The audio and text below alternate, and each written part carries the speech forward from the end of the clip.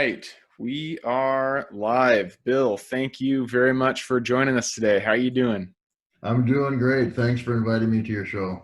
Absolutely. So why don't you get us started?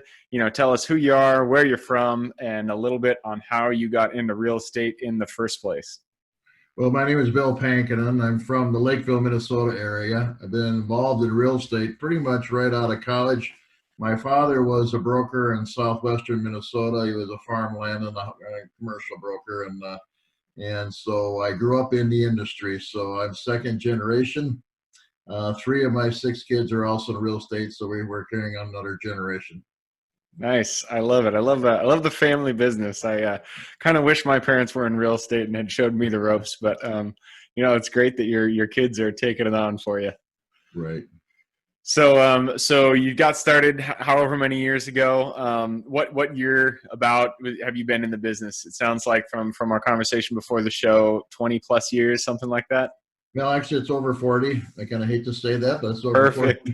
40 years. But so I started in the late 70s, and each decade, I always tell people, if you've been in real estate long, this every decade has something that's going to challenge you in the real estate industry. And so I've been through, as you well know, high interest rates, several recessions, bank failures, dot-com crashes, and now we have a new one, pandemics is a new one to add to my list. So I've been through quite a few of them. I think the biggest advantage I got, and at the time, looking back at the time, it didn't seem like a very smart deal, but I started out in a small rural Minnesota town, which made me have to learn how to do a lot of different things in the real estate industry. So I not only did I have to learn how to do residential, but I had to learn how to sell drive-ins and hotels and farms and anything that was for sale. That's because that's how you made it make a living out there, because there wasn't as many opportunities. So at the time, it didn't seem so cool, but looking back, it was a great way to get started in the industry.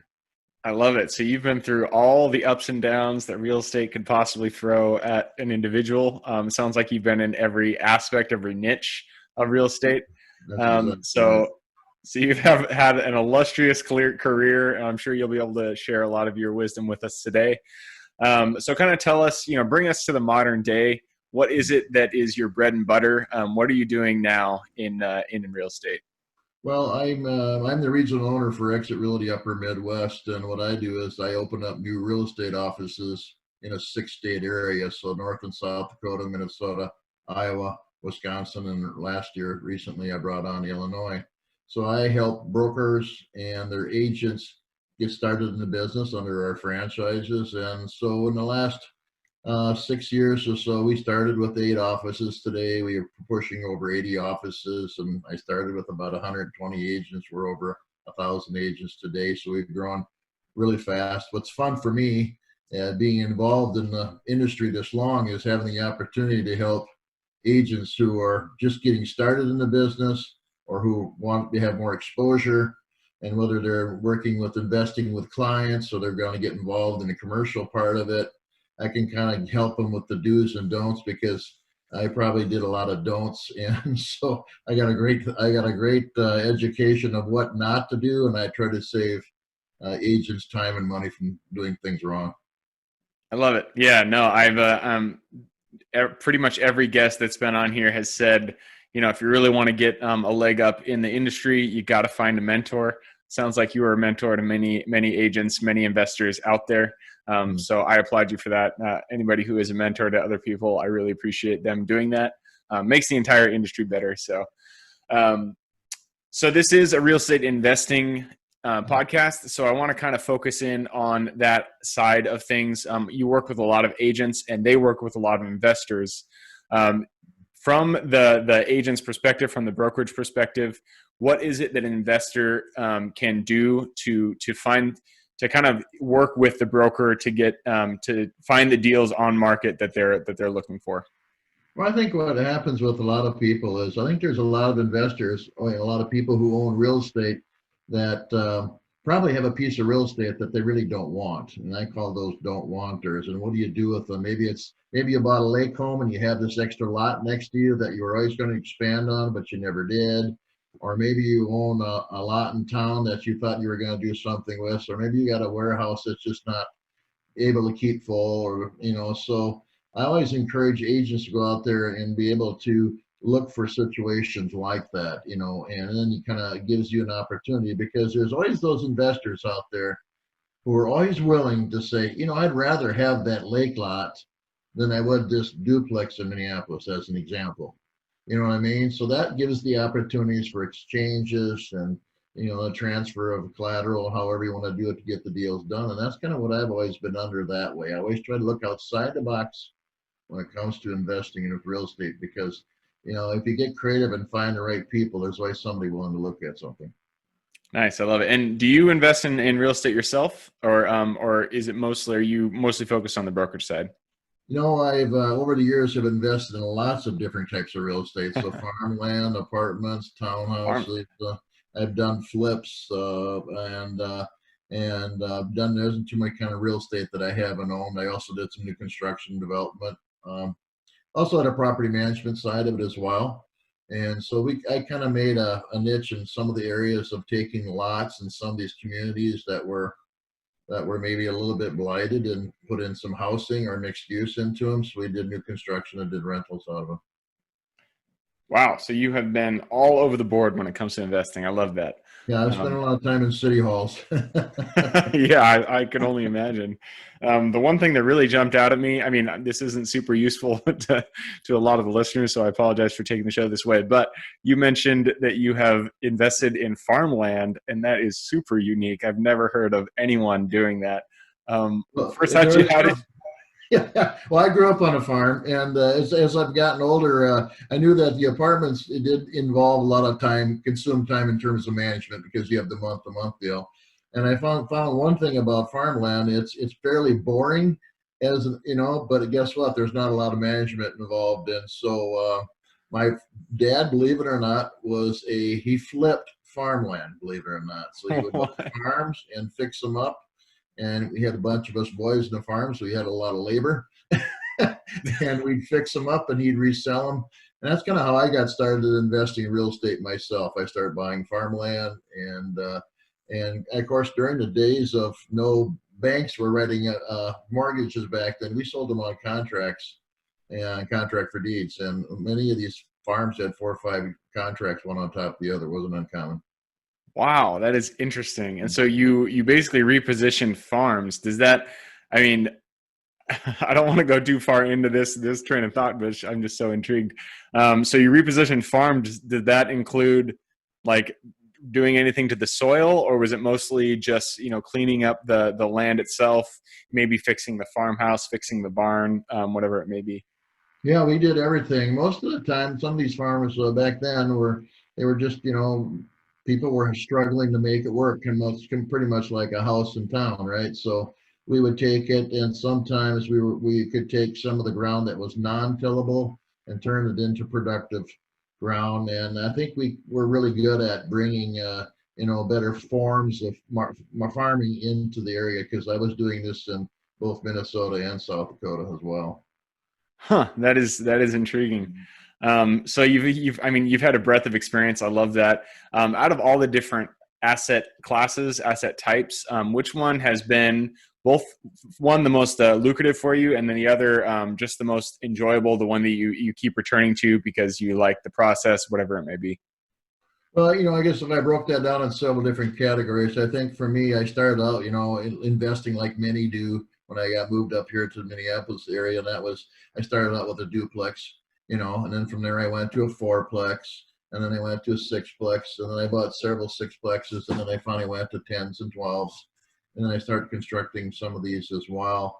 For me, I learned that, I wanted to have the least amount of management possible. So I went into new construction. So I went into, 1 bedrooms that were, the tenants paid all the utilities that were electric, and, they had their own water meters because I just wanted to have it so I had less and less bills. And so I really liked the apartment side of it. I did that for quite a while. I got into the farmland, I guess, because, it's kind of one of my first loves. I think if you grow up on a farm, I think you probably always will like it. And other benefits of owning farmland were, of course, the recreational side of it, the hunting and fishing and whatever else was associated with it. So being an outdoor guy, that was one of the side benefits of owning farmland. Yeah, I mean, I grew up not on a farm, but next to a farm, and I love being out in the country, so I can see the appeal there. Flipping it though, I've never heard of it. That's very intriguing. Um, so, I mean, it sounds like I mean, obviously you've been through a whole bunch of type of asset classes. And so from start to finish, all real estate deals, they start with actually identifying and finding the deal. When you are a broker, so you get properties on the actual market, what is the most effective way for you to actually go out and find your next deal, your new deal? Well, I think in today's world, we're in a little bit different deal. I think the residential real estate was a little bit ahead of the game when it came on the commercial side of it, because they really did a good job with their websites and finding properties and really marketing them, like a virtual tour. Now, you weren't seeing very many virtual tours of real estate buildings until recently. And so I think that was kind of maybe what the difference was. And a lot of times is finding the need. So one thing nice about like industrial or office warehouses, that there's usually a company involved. So somebody owns something, and so I always try to talk tenants into investing into real estate and have the company that you own pay that mortgage or pay rent. So at the end of the day, you have another asset that's paid for, and it was done. Instead of paying for rent, you're paying yourself, and that asset could be worth 500,000, could be worth 5 million, and so to add that for all the hard years of work, I thought that was really, really important. And I do the same thing with our agents. I'm trying to have them take some of their commission money or their passive income money and start in buying in, just like I did. Maybe buy that duplex, buy that, do that flip, get used to start doing that. And then over a period of time, you can start building some cash flow to allow you to, and you also get some tax benefits from the real estate ownership as well. I love it. So you kind of mentor the agents that are under you to buy assets of their own. Oh, absolutely. I think it's so important for them to get involved so they can, if you haven't picked up a paintbrush or a hammer or had to fix something, it's kind of hard to do it. And I think a lot of the young people especially buyers in the residential side, when they walk into a place, if it's not all ready to go, they just don't have the vision to realize that, hey, I can get a loan and I can put in carpet and paint and I can clean this place up. And so I think for those agents that recognize that, they can go a long way. So I know with the apartment buildings I bought, most of them just needed to be cleaned up, exterior and interior. So carpet, paint, and a lot of times soffits and fascia, and put on gutters, make it nice so people could enjoy living there. Make them proud about living there. And then I just didn't have the turnover. Yep, absolutely. And I mean, that is where the value is added, is buying those properties that that don't look nice, that other people don't want, and then go ahead and putting that sweat equity into it, making them look like new, and capturing that equity on the back end. So I love that aspect of it as well. So again, you've been through a whole bunch in your career. You have, we all know that real estate, it's a roller coaster. You got ups, you got downs. You said it yourself. You've been through decades of ups and downs in the market. I like to hear about from guests' experiences. We all have that lowest point in real estate, but then on the flip side, we have great lessons that we learn from them. Take us to one of the lowest experiences that you've had in your real estate career, and what was the the lesson that you learned coming out of that one? I think during the recession, we had put together a lot of real estate partnerships, and we made the mistake in the financing side to be cross-collateralized. So that means, in other words, if one of the properties had an issue, the bank had the ability to make them all have issues. So it's a bad day when you walk into the bank and start handing over keys to properties that cash flow. And so we saw quite a bit of that during that time.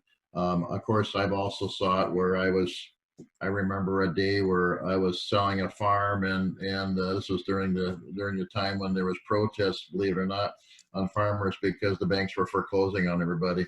And I had show up to sell a farm. I had a public auction, and everybody's wearing red. They had a red bandana back then to show support. Nobody would bid because they didn't want the farm to sell.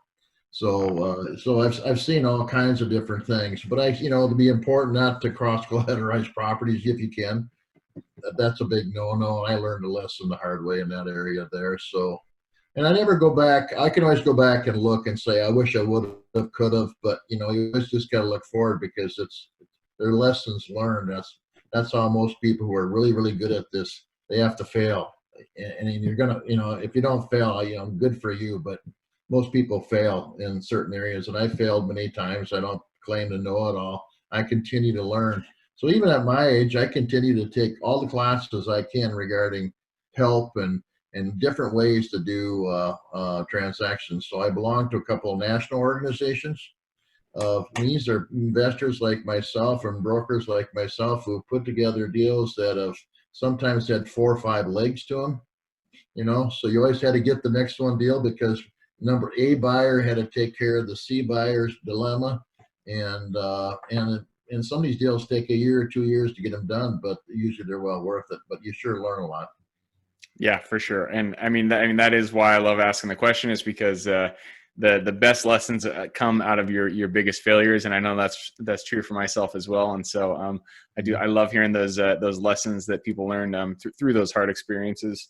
So you did mention, you said one of the biggest lessons that you learned is not to cross collateralize. I've been some mentors of mine have thought that was actually a good strategy in order to expand your portfolio faster. So you do not think that you should be cross collateralizing your property at all? Let me clarify that. So yeah, there's one way to do it. Number one is if you can cross collateralize, surely take another property if you got a lot of equity to buy another property. However, if they're connected, if something goes wrong with one of them, you know, they tightened up the banking so much back then that, you know, that if one fell out of favor, they had the rights to take them all. So that included, there went all the equity, there went the performing assets as well. That was really kind of a tough pill to swallow, but you know, that's what we had to do to make things work back then. And so I learned that lesson. I also learned another lesson I will tell you about as well, because when things were going really well, you know, we built the strip mall and we had it 50% leased. So as soon as we got it 50% leased, we would go on to the next building and new construction. And then when the market changed relatively quick, the 50% lease part all went away. So now you're sitting with you know, a large building that's empty with no tenants, and you know, so that we learned a lesson that as well. And I've seen the big companies do that as well. I mean, the great big companies, the national companies, do the same thing. I mean, we were renting space in one of the buildings up here that was owned by a company out of Dallas, and when they got them half full, they would just build another one. And for a while that worked, but all of a sudden it came to a screeching halt, and you know, so kind of learned their lesson in that arena as well. Mitigate the risks. That is absolutely true. Okay, so you've taken us to the kind of the trough of your experience and the lessons you learned through that. So now kind of take us to the peak. You know, you've been in real estate for 40 plus years. That is a long time, spans a lot of decades. So you got to like it for some reason, or else you wouldn't be in it 40 plus years. What gets you out of bed? Why do you keep coming back to it every day? You know, if somebody sits down with me and they're excited about doing deals in real estate, it just gets the juices flowing. I guess I'm a deal junkie. That's what I'm going to say. I just love doing deals. I like seeing things happen. I like trying to get creative to make things happen. And you know, in the market I'm in right now, I do a lot of mergers and acquisitions with real estate companies, and a lot of times the broker owners there own their real estate. And so when a person's coming in and inquiring a property, what do we do with that building, and how does that work out? And you know, and so to me, it's fun to see what I can do with them. I really enjoy finding. I like that hard property that really they just can't find a buyer with, and you know, and then if I find out what the seller would rather have, I've seen exchanges from everything from boats to helicopters to planes to lake lots, you name it. I've seen all that happen, and it's really a kind of a fun way to get things done. That's cool. I love it. Yeah. And that's, I mean, I've asked that question a lot of times, and that's what a lot of people say is that they love real estate because they love solving problems, and real estate is the essence of just solving problems one after the other. So yeah, that's exactly right. I think the very first hotel transaction I did, I was flabbergasted because the buyers came in with earnest money. They wanted to bring in gems. So gold and gems, and of course I didn't have any experience what that was doing, and so I had to call around to kind of find out, is this legitimate? Can I take that as collateral for the earnest money? That's hilarious. They brought gems. That's great. I mean, hey, if it Yeah, has value, it has value, right? yeah, isn't that the truth? That's hilarious. All right, so I mean, 40 years of experience. Let's think about the Bill 40 years ago. What was that? Today's 2020, so that was in 1980. Yeah. Take us back to Bill back in 1980. If you could go back to that Bill and say, "Hey, man, this is the one thing that you need to do, the one piece of advice you need to follow going forward to make sure that you have a good career." What is that one piece of advice you'd give yourself? I think the biggest thing that I always was willing to do was I was very good at networking and always making phone calls. And so I was always maybe involved in, a lot of different groups and organizations, just like you guys are there. And I always was willing to make phone calls to ask people, say, yeah, and find out if they were looking and all that. So I always say, if you got I always called it call it your dirty dozen, whatever. You always get about 12 to 20 people that, take them to lunch once a month and kind of just share ideas from what's working. And I always got referrals out of that. So I was always kind of willing to dial for dollars until I got a deal going that day. And that work ethic really seemed to get me through all the times. Nice. So just keep grinding at the networking, keep making new connections. Eventually something's going to pan out. Yeah. I think one of the biggest things a lot of people, when they get involved in this business, the phone is really your friend. And so you always got to have that. You got to have that group around you, and you always got to be willing to reach out. And so I spent a lot of time in, just stopping in and talking to people at other real estate companies and in bank offices and title and mortgage companies, and if I saw somebody adding on to a warehouse or something like that, I just went in there and asked, what's going on, to kind of find out what's going on. And then they kind of start recognizing you. So I think that's so important to be involved in your community. I love it. Yeah, that happened to us, me and a partner one time. We were doing a flip. And then another guy, two houses down the road, started a flip himself. And so we just went down there, we said, "Hey, what's going on? How you doing?" Blah, blah, blah, blah. And it turns out he sold us our next flip. So, you never know where they're going to come from. It's always, things just pop up. You just got to keep shaking hands, saying hi to people, being open. And that's kind of how real estate works in itself. Yeah. The very first deal is probably the hardest.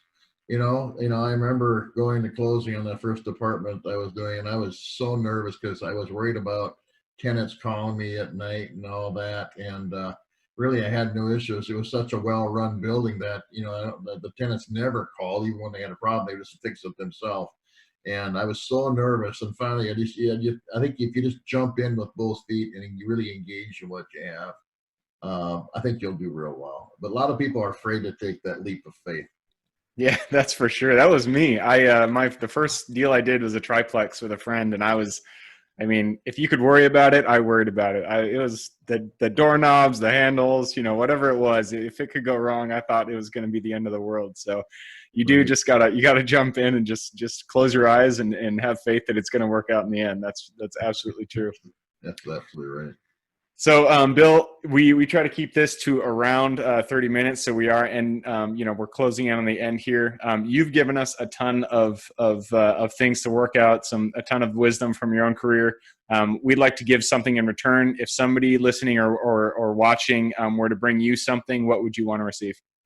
Well, I'm looking for people to work with. I enjoy coaching and mentoring agents that are interested in investing in real estate or owning their own company, or I just enjoy that. I enjoy seeing people who write their first deals, who just passed their real estate license, who just sold their first property. To me, I'm at that pay it forward part of my career.